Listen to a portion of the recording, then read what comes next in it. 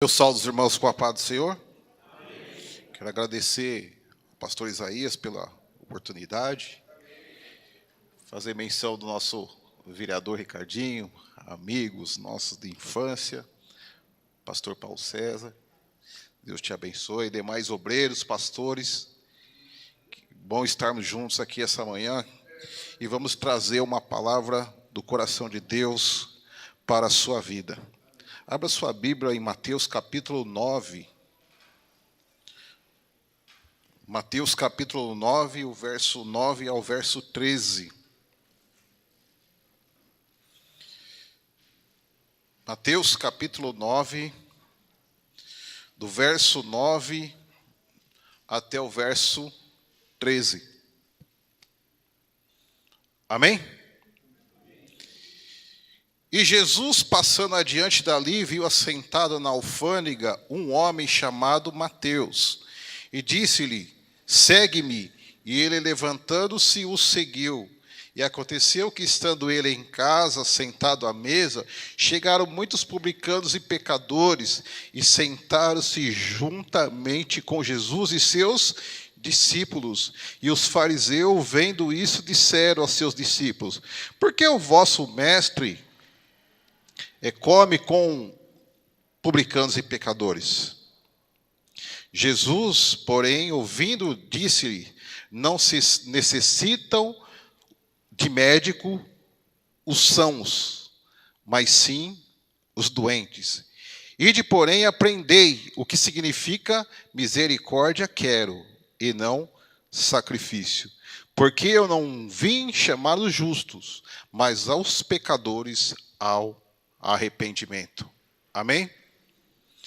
Primeira coisa que a gente precisa entender no versículo 9 aqui, Jesus passando diante ali, viu assentado um homem na alfândega. A alfândega aí é um lugar onde ficavam os coletores de impostos. E havia dois tipos de coletor aqui de impostos. Tinha um que era mais elitizado, que no contexto aqui é como Zaqueu. Zaqueu era um cobrador de impostos mais elitizado. Então era um cidadão romano, ele comprava esse título e recebia o direito de cobrar impostos, né, dos povos que era dominado por Roma. E também tinha uma segunda classe, que era um outro grupo que essa elite eles terceirizavam. Então, Mateus aqui participava ou fazia parte da segunda categoria de cobrador de imposto. Então, na alfândega, né, ficava essas pessoas que eram da segunda categoria, e também ficava juntamente com eles um segundo grupo que eram os soldados romanos. Então, a gente vai entender que tanto essa categoria de cobradores de impostos, quanto os soldados romanos eram pessoas que eram discriminadas.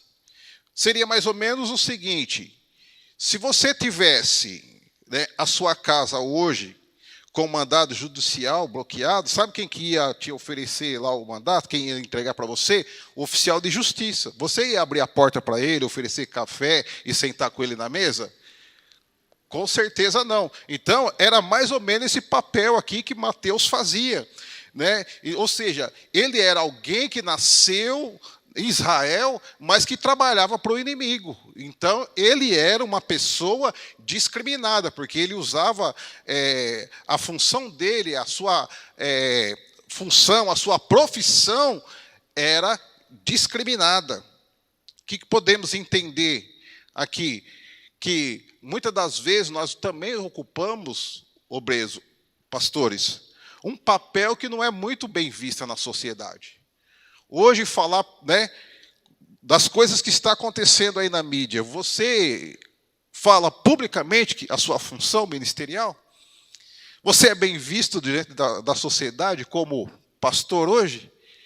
Né? Ou acontece aqueles fatos, né? Se você está com um carro quebrado, fala assim: o Deus desse pastor não é tão bom assim.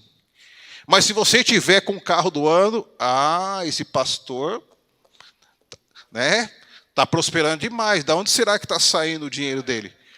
Então, ser pastor hoje não é muito fácil, não é muito bem visto pela sociedade. Nós temos comentado que os pastores hoje das funções que mais atuam, porque durante a pandemia, né, muitos ficaram em casa, mas os pastores continuaram trabalhando, sim ou não? Mas os que são tempo integral continuaram a receber, e se conseguiram, foi com muita dificuldade, porque a igreja fechou, o povo parou de dizimar, mas foi a função que ficou esquecida. Então nós vamos entender que a função pastoral hoje é a mais esquecida, mais ignorada. Mas vamos entender aqui como que Jesus olha. Olha aqui o texto. Passando adiante dali, viu assentado na alfândega um homem chamado,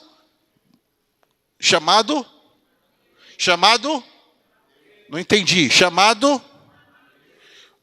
mais um pouquinho mais forte. Jesus viu um homem chamado, mais forte, um homem chamado, mais forte, um homem chamado, sabe o que significa Mateus? O significado da palavra Mateus é presente de Deus. Então significa que, diante da sociedade, Mateus era um homem rejeitado pela sua função, era um homem rejeitado pela sua posição. Mas diante dessa situação, quando Jesus olha um homem ali, Jesus não olhou a sua função, Jesus olhou o seu nome. Jesus olhou a sua identidade. E Jesus entendeu, olha Mateus, eu não quero me preocupar com aquilo que você faz, se as pessoas te aceitam ou se elas te rejeitam, mas eu vejo você, Mateus, como alguém que é um presente de Deus. Você é um presente de Deus para esse ministério, você é um presente de Deus para a sua família, você é um presente de Deus para essa geração, você é um presente para o reino de Deus. Amém, pastores? Louvado seja o nome do Senhor. E o que aconteceu ainda nesse versículo? Primeiro, Jesus viu. Segundo, Jesus disse. Disse o quê? Segue-me. E ele, levantando-o, seguiu. Presta atenção. Primeiro, Jesus te viu.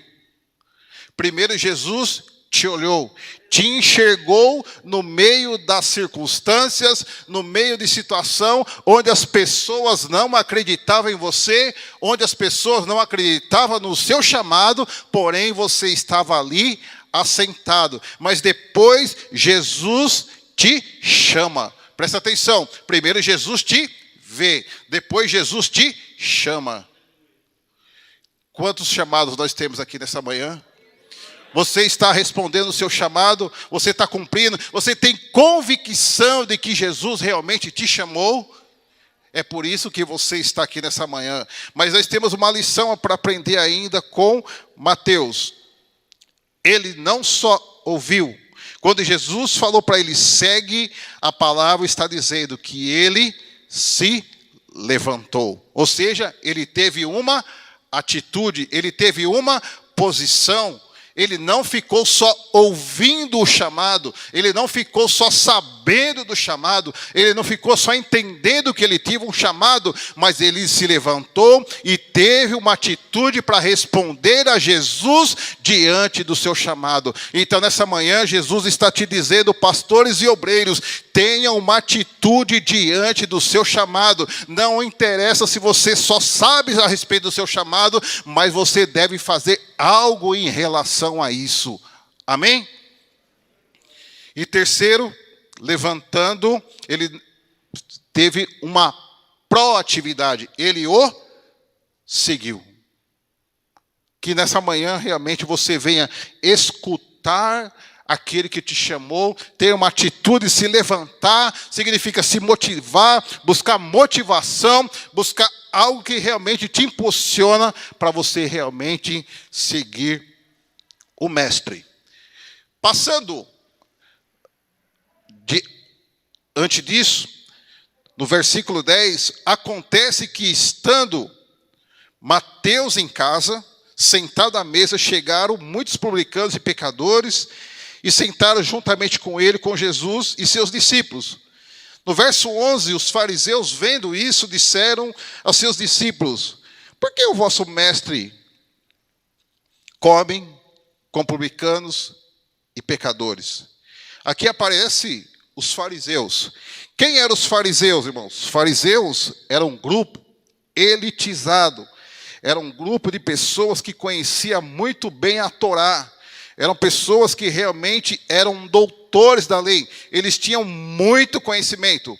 Diz um certo estudioso chamado Joseph Fitzmyer, escritor, professor da Universidade Católica em Washington, que é um estudioso do Novo Testamento, a palavra que mais se aproxima dessa questão do fariseu é que eles realmente é um grupo que evita se relacionar com outros judeus menos observantes da Torá. E eles se consideravam um grupo afastado de outras pessoas. E segundo alguns estudiosos, Jesus estaria criando uma comunidade universal que procurava agregar as pessoas, se unir, e os fariseus rejeitavam porque destruíam justamente a sua exclusividade e apagavam os seus privilégios. E aí, nesse cenário, quando Jesus observa os fariseus, ele destaca a figura do médico. Por que Jesus cita aqui o médico? Porque, diferente dos fariseus, o médico usa o conhecimento com um propósito. Então, Jesus, primeiro aqui, ele destaca a figura do médico, porque o médico precisa ter conhecimento. Primeiro ponto para nós destacarmos aqui, obreiros e pastores do Senhor: Jesus não menosprezou o conhecimento. Quando Jesus olha para os fariseus, ele quer dizer assim: olha, vocês buscam conhecimento, buscam conhecer a Torá, mas como médico, vocês precisam também buscar conhecimento. Nesse tempo de pandemia, os médicos é que estão mais pesquisando, estão mais trabalhando para buscar a solução da cura. Então, nós precisamos aprender, então, pastores. Nós não podemos parar de buscar conhecimento. Enquanto os médicos buscam conhecimento, pastores, nós também temos que continuar buscando conhecimento. Então, Jesus, ele não isolou o conhecimento. Ele apenas comparou que o médico usa o conhecimento para um propósito. Enquanto os fariseus usavam esse conhecimento para se elitizar, os médicos usavam, no contexto aqui, o conhecimento para ajudar as pessoas. A segunda coisa que Jesus estava querendo mostrar aqui: o médico vem para os doentes. Pastores, essa palavra aqui mexeu muito comigo. Não espere na sua igreja pessoas sãs. Não espere que as pessoas que vão até a sua igreja sejam saudáveis, porque pessoas que precisam de igreja são pessoas doentes.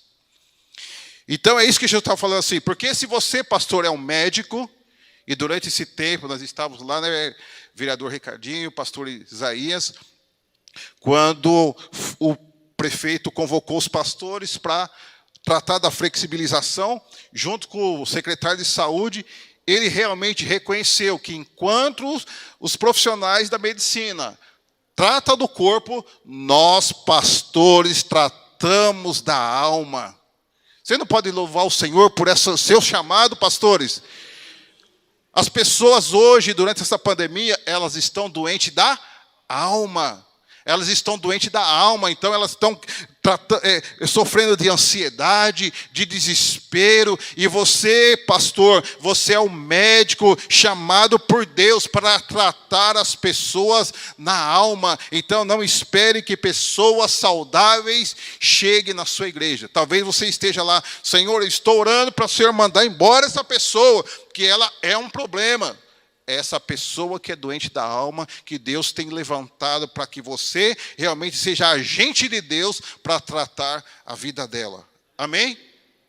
Amém? Então nós temos isso que Jesus veio tratar. Primeiro, a figura do médico. Segundo, a figura do doente. Por isso, no verso 12, já estou encerrando, ele diz assim, verso 13. Ide, porém, e aprendi de mim o que significa misericórdia.